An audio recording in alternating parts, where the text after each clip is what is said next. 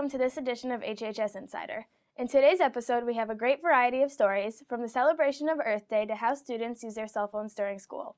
We'll also take a look at where some of our seniors are headed off to college and what our school's DECO program is currently working on. April is Art Month, and many students at Hamden High decide to dedicate their time to their arts. Veronica took a trip down to the art wing to discover what students love so much about their art classes here at school. April is Art Month. All this artwork is shown all over the school. Everyone loves the ceramics class here at Hamden High. The possibilities of things to make are unlimited, which cause students to use their imagination and creativity. Ceramics is magic. You can do anything with ceramics. It's just wonderful. First, you have to wedge the clay and prepare it and get the air bubbles out and the lumps.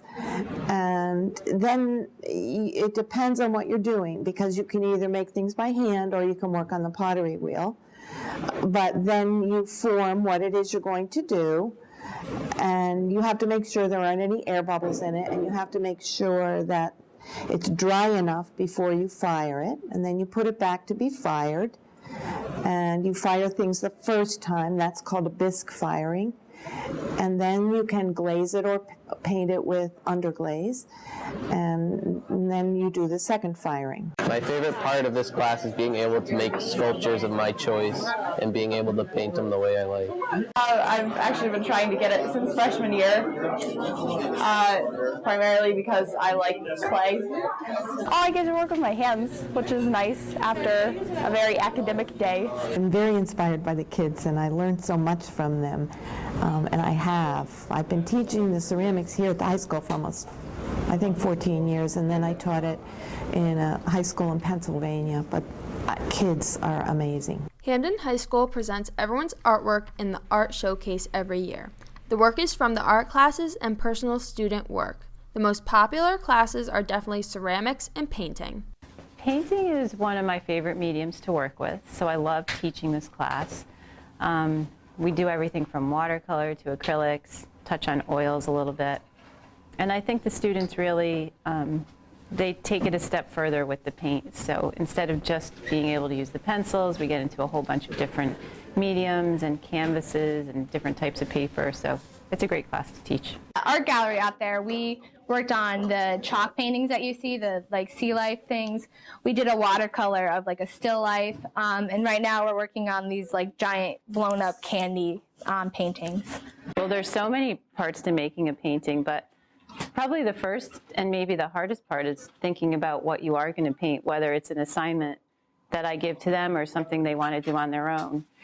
Whenever I give an assignment, if there's 5 kids in a class or 30 kids in a class, every single painting will be different. So I think probably thinking about what you're going to paint is probably the hardest, and then getting it down into a sketch and then onto the canvas, and learning how to work background to foreground and mixing colors and different techniques. There's a lot to it. I signed up for this class because I always had a passion for drawing, and I usually just draw at home. So I thought I'd just work on my painting skills. I've loved art for as long as I can remember, and I have always done art classes with Miss Della Valley, and so I even gave my lunch up for this. So art is something I've always wanted to pursue and keep practicing. Just hanging out with Miss Della Valley, because she's so awesome. Come to C107 before the art show closes next week. Don't miss it. Veronica Bitts, HHS Insider. We'll be right back after this message from the school store. You don't have to be at Hamden High School to shop at the school store. Now you can buy Hamden apparel online. Check out our new website at www.hamdenschoolstore.com. We now accept PayPal. Now that it's almost May, the class of 2013 is beginning to finalize their plans for the future. For those students who will be attending college in the fall, the stressful search and application process is now over, and colleges have released their decisions. It turns out that the range of colleges that some students have chosen is equally as diverse as our student body. Some of our seniors are going to Cornell, and they have gotten full scholarships. West Point is another school that I've worked with a student all 4 years about the military academies.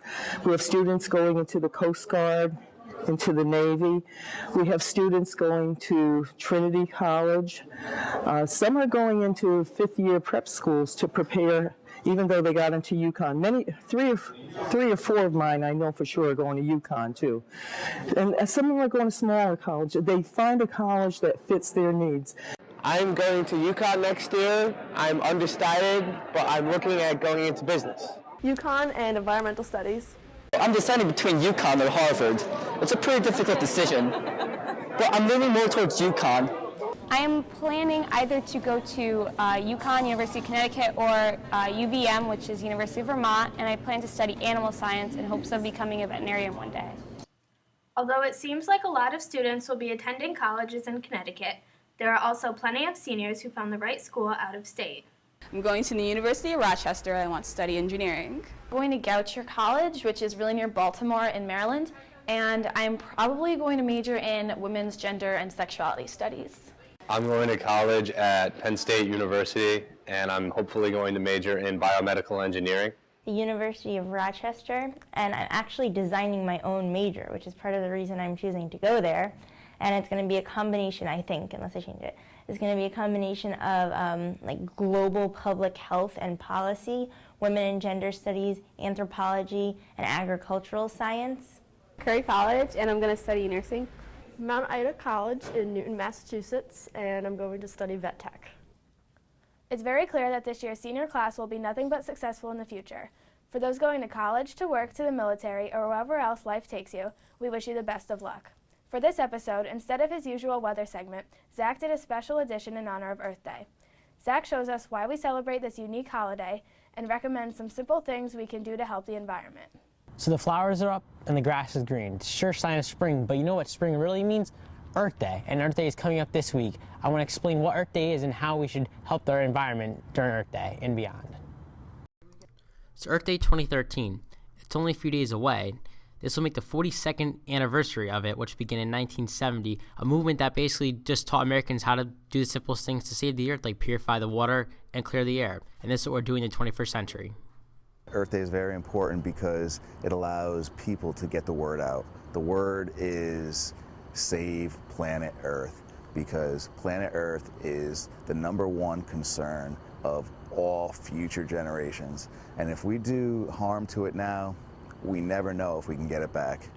So Earth Day is a day for everybody to just understand the importance of what they do and how they can save and recycle and just to do the things that you normally do. You just heard from the earth science teacher named Mr. Colonies. Great guy and knows his stuff. And he's totally right. We should do a lot of things for the environment these days. But coming up, I'll let you know what exactly we can do and why driving and just cooking outside could actually harm the atmosphere more than anything. I actually think the release of carbon dioxide into the Earth's atmosphere via car emissions and factory pollution is hampering the greenhouse gases. You're going to get a warming of the atmosphere, and we need to reduce that. Well, the government's on its way, but people themselves can reduce it by driving less, carpooling, doing the basic simple things that we are taught in elementary school and in middle school and nowadays in high school, that you need to reduce your carbon footprint. So guys, come down to Hamden Middle School on Saturday, April 20th to celebrate Earth Day. And what can you do? Well, just do exactly what we told you, and that's how everyone can help save our Earth, because it really needs to be done in the 21st century now. Zach doing HHS Insider. Creative Writing Club meets every Monday on A218. They're in the process of planning for the annual spoken word event. Here's more. Hello, we're the Writers Club, and we explore creative writing. So what is creative writing? Let's find out. It's the freedom to express yourself. Making your own reality. The color and sensuality of the soul. Creative writing is telling somebody how you feel without actually telling them. It's my life. Creative writing is speaking your mind and being honest. Creative writing is knowing that Herod was a wizard. It's It's objection for the silenced. So what's creative writing to you? Come to the spoken word event on May 3rd and find out for yourself. For details on how to participate, go to your English teacher. It seems as if a lot of students' lives revolve around their cell phones. For this segment, Sam, Tramel, Veronica, and Sam all work together to find the importance of cell phones to Hampden High students and just how connected they are.